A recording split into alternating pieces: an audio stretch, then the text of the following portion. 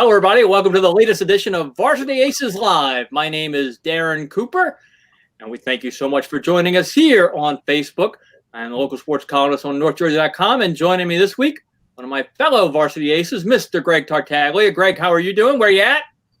We're doing okay. I'm at home, and the family's at home. We're doing okay. We're doing some distance learning.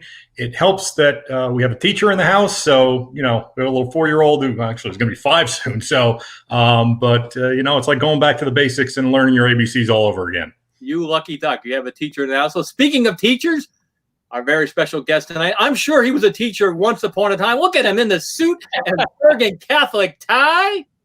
We asked him if he was wearing pants, but we'll have to see. But maybe he's got Bergen Catholic shorts on. But our very special guest, Dr. Brian Mahoney, the Bergen Catholic president. Brian, how are you tonight? Darren, I'm doing great, and I want to thank you and Varsity Aces for having me on the show. It's great to be here, and it's tough times for everybody, but happy to speak about Bergen Catholic and a whole bunch of other things together. I know. We are a sports show, Dr. Mahoney, so we will definitely talk some athletics. But let's start right away, though. How's your family? How's Bergen Catholic adapting to the situation right now? Sure. My family's doing well, thank you. We have 3 children, 2 boys and a girl. And much like Greg just said, my wife's a high school English teacher. So she's holding down the fort. So she's holding down the fort when it comes to homeschooling. I got to give also the Bergen Catholic faculty a lot of credit. They have really taken on virtual learning and has literally left the teaching and learning process uninterrupted. And the students are well equipped and been doing online learning at different times of the year on different occasions. So far, so good. It's been a long haul, but we're in a good spot. My one thing that I would wonder is what's the student's motivation been like? Because having a teacher in the house, she's noticing the longer this goes, it's more like, okay, everybody just kind of wants to, get going again. Yeah, in the Mahoney household, we're pretty good from about 9 o'clock till 12:30, and then the wheels come off the proverbial homeschooling bus, and then we need to go outside for some fresh air or take a break, and then getting restarted is hard. But we're doing okay here.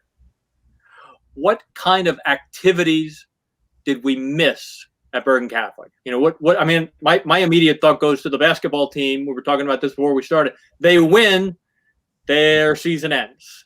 Explain to me just the community, the loss for the community. What at Bergen Catholic? It's truly heartbreaking, especially for the seniors.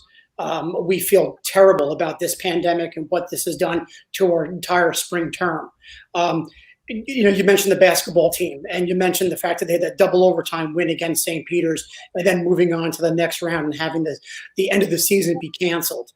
Coach Armstrong and his team have done a fabulous job this year, and it's almost like one celebration short of what would be their destiny there. And then you take a look at the seniors that are getting ready for baseball, lacrosse, tennis. It's just heartbreaking, in golf too, just heartbreaking all along the way. As you know, Darren, we just installed a new field at Bergen Catholic, and to not be able to use that new field, this has really been hard. And it's selfishly, and it's certainly not about me, but I miss those handshakes in the morning when these kids are coming in and getting dropped off by their parents in the school bus and seeing the students. I really miss that. It's funny you mentioned that, because the last sports event that I covered was a basketball game. It was the state girls semifinals, and there were girls on the layup line who were already doing elbow bumps, and we kind of knew that everything was going to close down the next day. But is that the way we're going? The handshake and the high five are kind of a thing of the past. Do you think? Right. It's a good question, Greg, and I think at least temporarily, absolutely. And the idea of trying not to spread germs, whether it's shaking hands and high fiving or fist bumps. I do think the elbow is becoming more popular, and then just the proverbial thumbs up and things like that as we continue to keep our distance. Is graduation still on, Dr. Mahoney, or where do we stand with those events? So that's a really good question. And we've been communicating with our senior parents and the senior students about all this. And Mr. McElhinney, our principal, and I have been talking about this quite often. We're going to try to hold tight on June 6th and wait for some guidance from the governor. If the governor will allow us to do in-person gatherings. If not, we have 2 options to look at a date in late June or a date in late July. We really want to do an in-person graduation with a celebration on our new field with our seniors. There's no way you can break it into smaller groups or anything, right? That you couldn't just almost have times of each kid gets 15 minutes or 6 minutes or something somewhere? Yeah, there's a lot of different things that we were thinking about along those lines. So, for example, if we can't do an in-person graduation with the entire senior class, would it make sense to have half the class show up in the morning and half the class to show up in the evening? Or maybe we spread it out over an entire weekend. We're holding out to hope that we can do this because we want to deliver an in-person graduation to our seniors. So you mentioned McGovern Field. Let's call it by name. And it is New Jersey's very first smart field. I had the privilege of writing that story. You and I had a good time. But educate our audience for us, Dr. Mahoney. What makes it a smart field? Sure. We teamed up with Field Turf, and we also teamed up with Mike Quick and his side over there to help us install this great field. And we had a team of experts and donors behind us and had a really good team looking at this field. What a smart field is, though, it's when you put a sensory technology up on the top of your press box. And before the turf is laid down, there's sensors in the turf. So as it hits, it literally works as a heat map and tells us where the turf is being overused.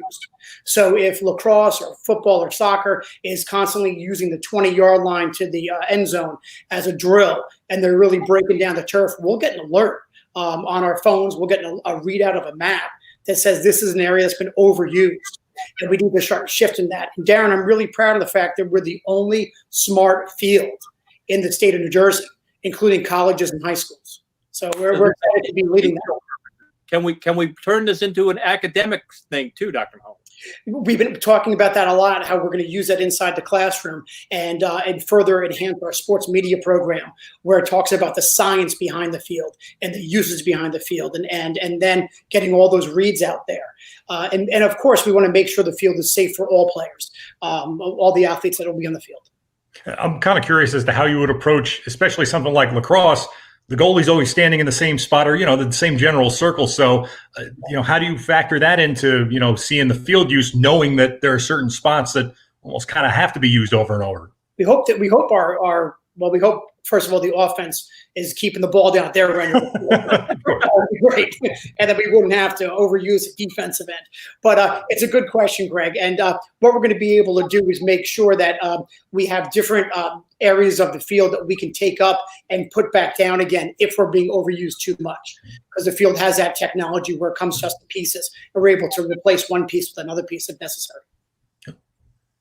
One question I've always been interested in when I get the chance to speak to your counterparts like at Bosco Joe's or Bergen Catholic is, how do you try to balance your school's athletic prowess and reputation and then raise your hand and say, we're good academically too. We have great other programs. Is that a challenge for you, Dr. Mahoney? It is. When I joined Bergen Catholic, it already had a really strong foundation, and my predecessor and those before him have really laid the groundwork of where Bergen Catholic is. The issue, though, is that we want to be known and continue to be known as an academic institution and a school that has extremely high academic standards, with the number of AP courses that we offer, the number of dual enrollment courses we offer, and where our students are going on to college, and the merit-based aid that they're receiving to go on to those colleges, not athletic aid, merit-based aid. And we have a really great relationship with all of these wonderful universities. Just to give you an idea, 10 of our students got accepted early into Boston College this year. 10. And that's remarkable. And again, these aren't athletes. And we do have some really good athletes that get into really great schools. But when we put out our college placement list, a lot of sometimes our critics will get feedback on the fact that, oh, well, that person's an athlete, that person's an athlete. Yeah, but they're not all. And most of them are not getting into these great schools on their own merit. So now the balance, Darren, to your point, though, is really, really hard to do, because all these schools, Don Bosco, St. Joe's, and Bergen, we offer good programs. And it's the idea of being able to celebrate the non-athletes and their achievements as much as we celebrate the athletes and their achievements. And really, Greg, college. Come on, raise your hand, Greg. Yeah, I was telling him before, I'm double BC. Boston, Bergen Catholic '97, Boston College '01. So I ran that path. It turned out pretty good, at least for now. Right. We do have a question from the audience. It actually involves our previous guest, Senator Sarlo. Dr. Brian, how do you feel about the plan regarding maybe an added year of eligibility for some of the student athletes? It's a great question. I need to understand a little bit more research on it first, but I'll tell you what I think out of the gate. I think that it's going to be a domino effect coming down from the colleges to the high schools. So as we see the colleges and the NCAA granting additional years for student athletes that were supposed to graduate this year, and how does that impact an incoming freshman? And if there's some changes that are made at the college level, I can see changes that are made at the high school level to have that. I believe currently the NJSIAA does not offer a PG year. A lot of independent and private schools offer a postgraduate year for high school students. That's something that I think should be looked at.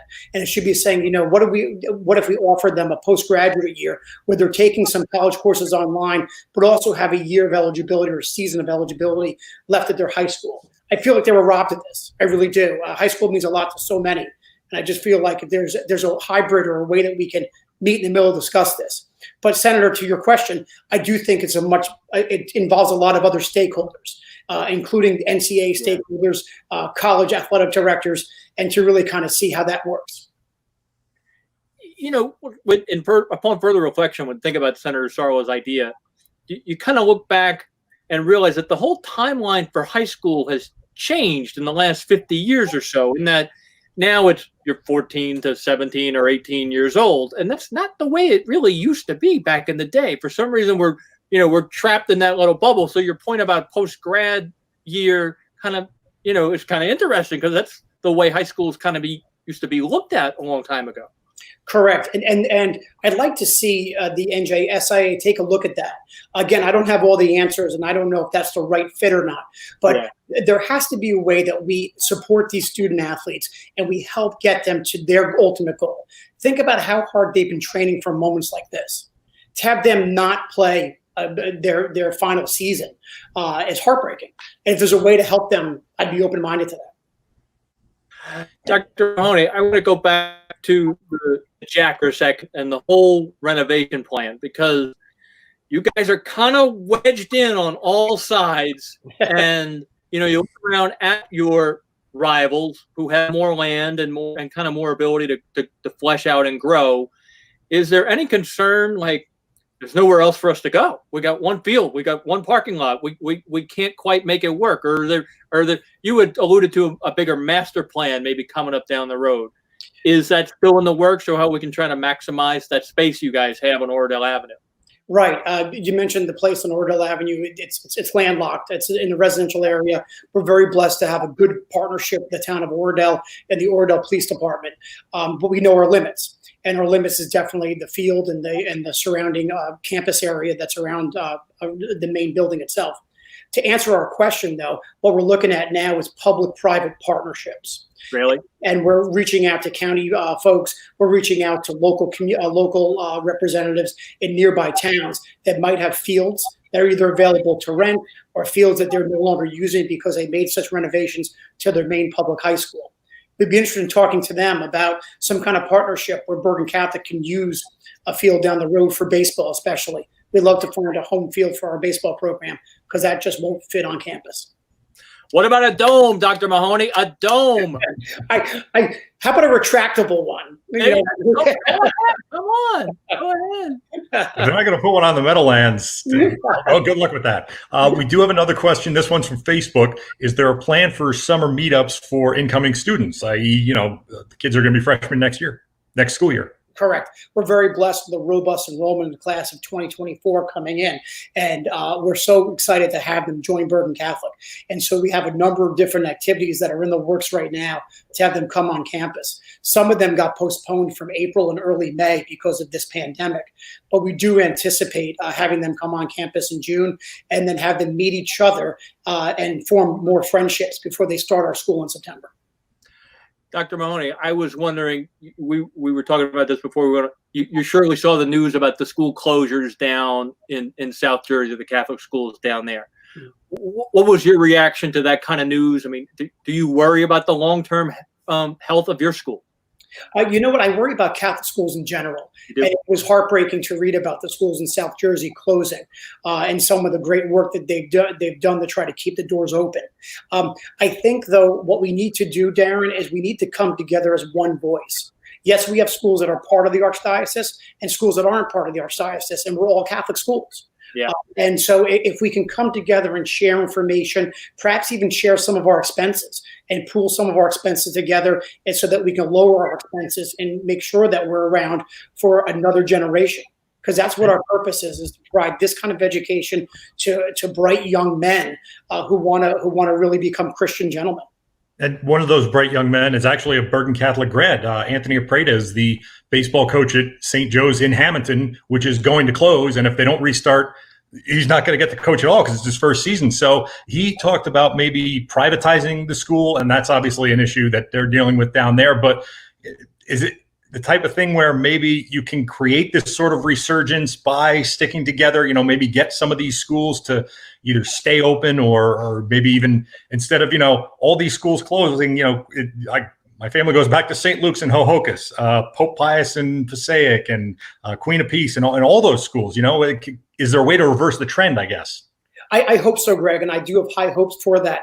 But I think it starts with all of us coming together. There has to be some kind of summit where we have collaboration among all the Catholic schools.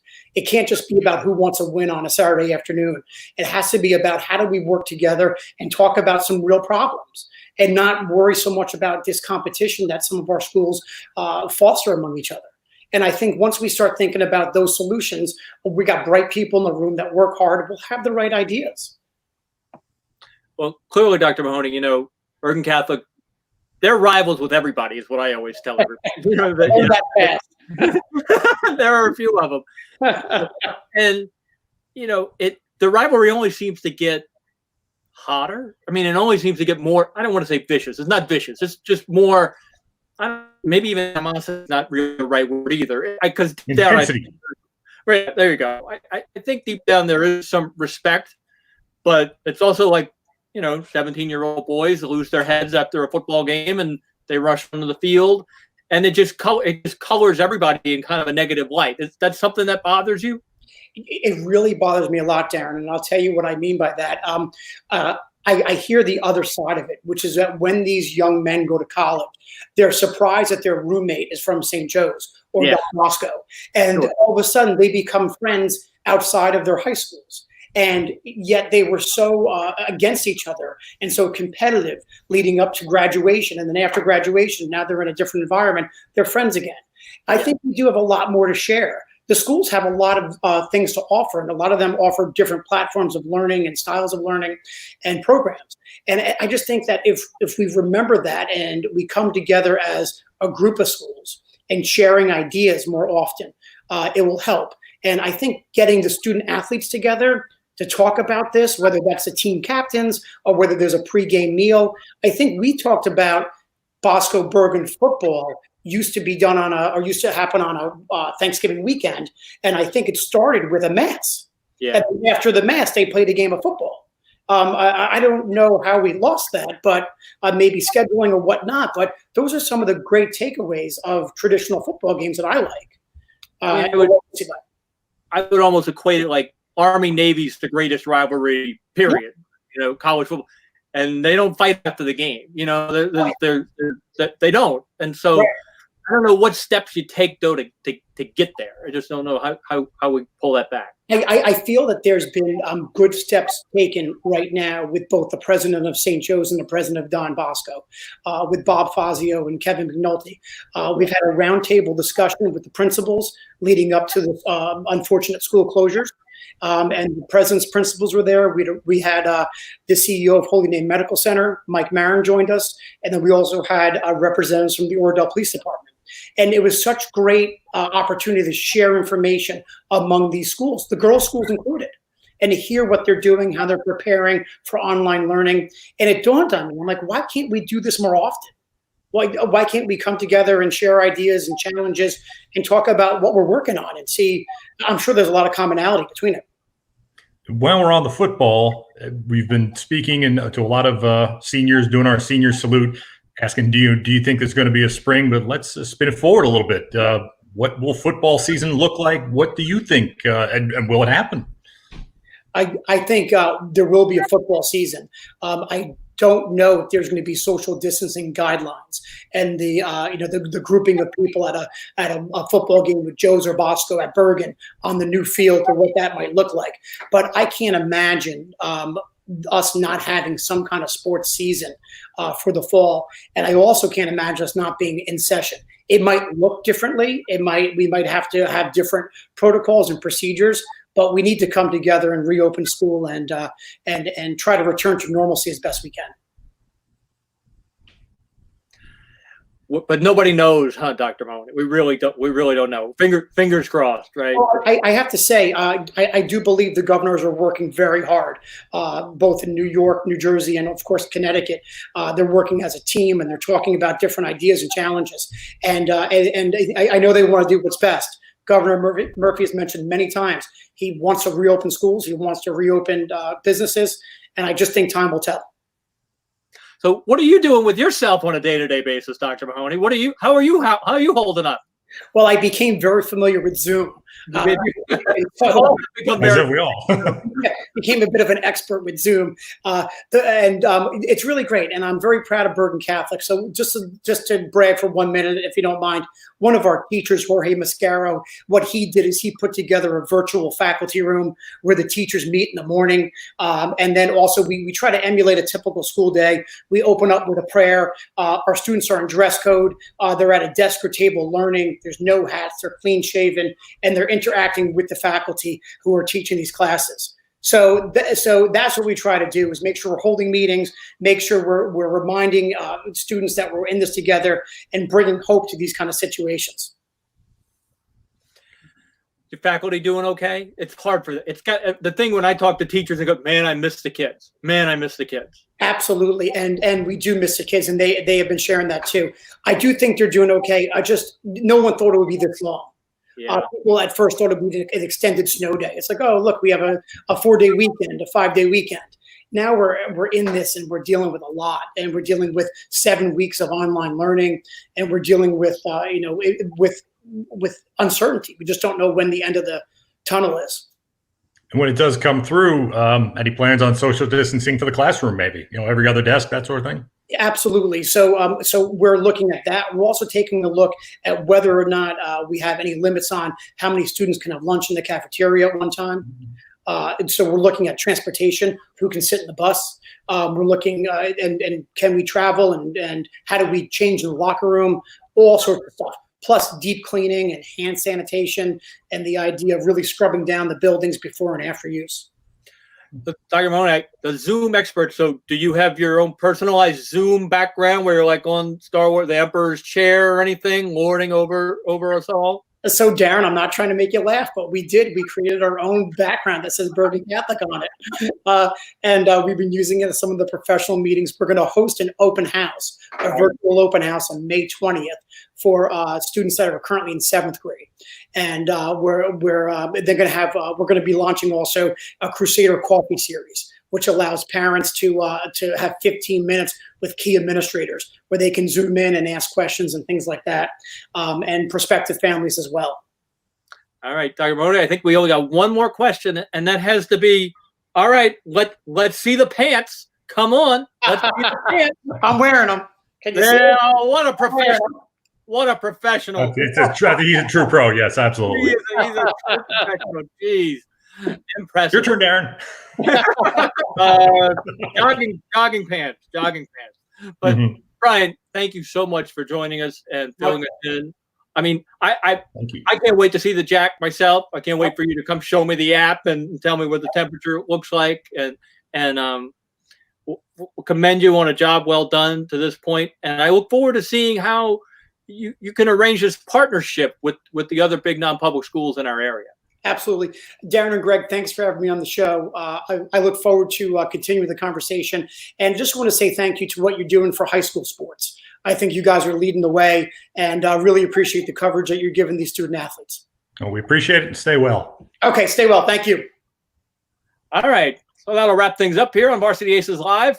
For my colleague Greg Tartaglia and our special guest, Dr. Brian Mahoney from Bergen Catholic, I'm Darren Cooper. And remember, let the coaches coach, the players play, and the officials officiate. Let the Varsity Aces tell you what you need to know. Good night, everybody.